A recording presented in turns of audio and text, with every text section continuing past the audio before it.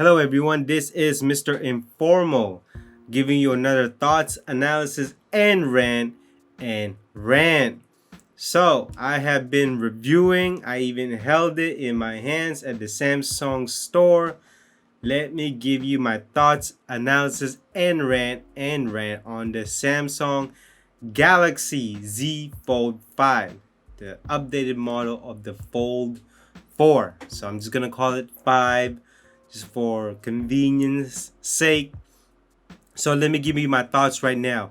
Just like the Flip 5, the Fold 5 is not worth the upgrade, worth the update. Don't even buy it if you're getting into foldables or just trying to get a new phone. It's not even worth it. I think it's a terrible upgrade, or even just a foldable phone itself. I was absolutely disappointed by this. Boring colors, high price, no improvements on the screen, creases or the wrinkles. Honestly, I mean, is nothing to praise about the Fold 5 other than what? Efficiency? But come on, let's be honest. Is efficiency really sexy? No, it's not. So, those are my thoughts. But you know what? Let's get into the specs for now. So, obviously, this is a 5G, 4G, 3G phone. It will come in dual SIM, physical SIM, and eSIM. And depending on where you are, it's actually dual physical SIM and an eSIM, which technically makes it a tri-SIM phone. So, same design, nothing changed. Foldable. This will come in Gorilla Victus 2 when on the front, and then it has a plastic front when it goes to unfolded. Not only that, it has stylus report, 7.6 inches total, 1812 by 2176 pixels. That's 373 pixel per inch. AMOLED with 128 hertz. Corning Gorilla Glass Victus 2. Android 13, Qualcomm Snapdragon 8 Gen 2 for the CPU with Adreno 740. No SD card slot, which is a shame.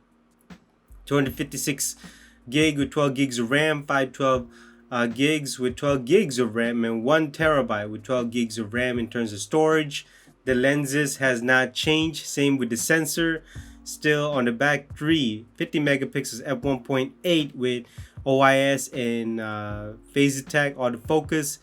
The second one, 10 megapixels f2.4 telephoto with OIS and 3 times optical zoom. And then lastly, you got 12 megapixels f2.2 ultra wide with no OIS or autofocus. And the videos are 8K 24, 4K 60, 1080 60, 240 frames per second with EIS. And then on the under the display camera, when it's unfolded, it comes with 4 megapixels f1.8, 26 millimeter wide with no autofocus. And then on the cover, which is your main screen when it's folded, it's 10 megapixels f2.2, 24 millimeters wide with no autofocus. That is a shame. It comes with 4K video, 4K 30-60 frames per second, 1080p with 30 frames per second. Not only that, it's actually can fold flat instead of looking like a triangle when it's folded from the Flip 4. I'll give them that. I'll give Samsung that they refined the edges, they refined the fold. They also refined just the design, maybe added a little bit of curves here and there. It has Wi-Fi 6. Bluetooth 5.3, USB Type-C 3.2. That means it comes with Samsung DeX.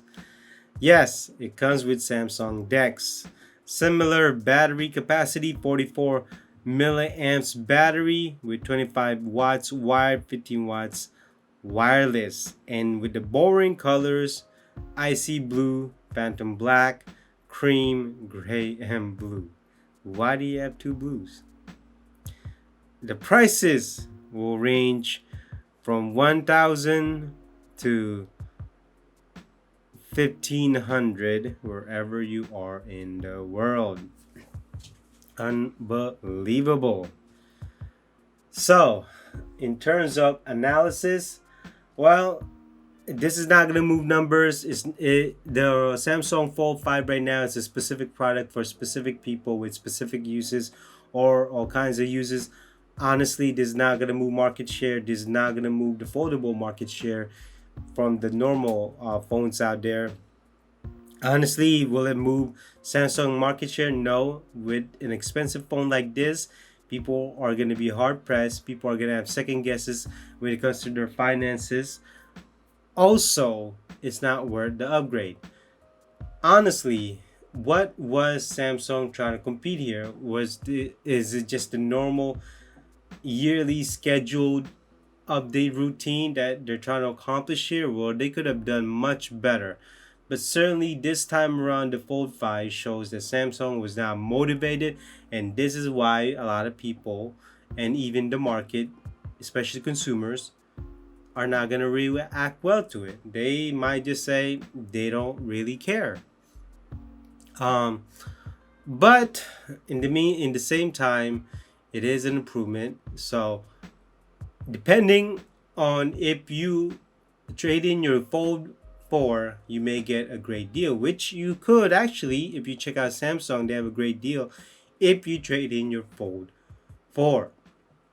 But again, if you are seeking a Fold 5 just by itself with no trade-in, it seems like the market is not well for it. And we'll see how the consumers react to this. On to my rant. Same camera lenses and same sensor. That's the first thing.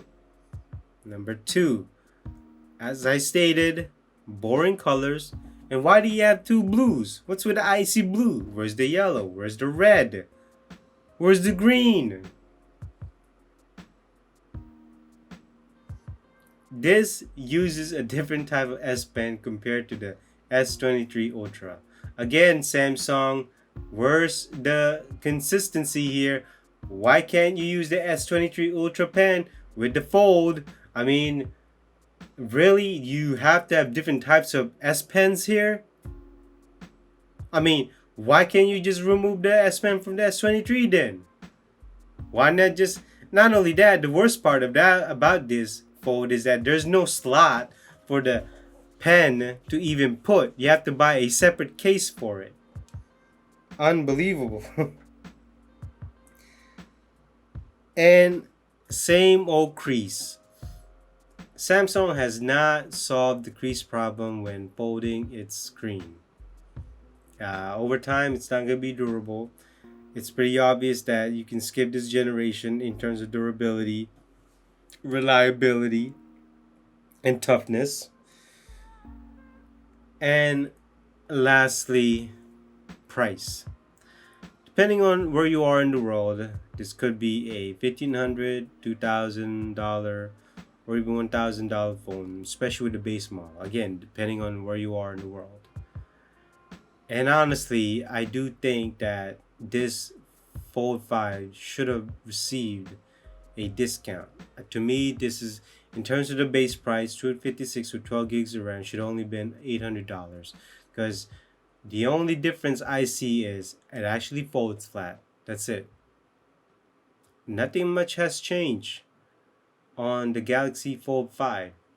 Honestly, I'm sure you hear me bashing on this all these times, but I'm trying to understand what this was made for other than the yearly schedule update.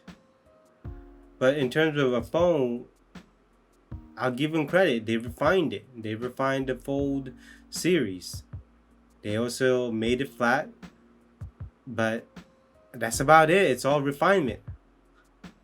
I mean, Samsung is the type of do everything and have everything tech, just like the Note. I guess you can say the S23 Ultra. But even then, that was a boring phone. And don't get me wrong, I do see this has uses. Samsung Dex is great. The folding feature is great in terms of watching a movie and also taking selfies, or maybe you can have a video chat with your loved ones overseas, or it could be anywhere. That is absolutely great. But other than that, you ask yourself, is it worth the price for what you're having? Then no, it's not. And that what kills this Fold 5, because it's not gonna move market share. It's not gonna attract consumers. I guess right now this is just gonna be a stagnant model for Samsung until the Fold 6 comes out, or the Fold 7. And so to conclude this thoughts, analysis, and rant of the Samsung Galaxy Z Fold 5, it's not worth the price. Same design, not much has changed. Should you buy one? No. And it's sad because Samsung could have done much more on this model. The Snapdragon 8 Gen 2 is efficient, great processor, it helps with the battery life. It certainly helps with the algorithm when it comes to taking pictures. Great, but they did not take advantage of that processor with a minute update. Most of the updates is probably software, and that's easy. I mean, I was hoping for the camera to be better, but I guess not. And so, this basically concludes the thoughts, analysis, and rant of the Samsung Galaxy Z Fold 5. I will see you in the next thoughts, analysis, and rant. Bye bye.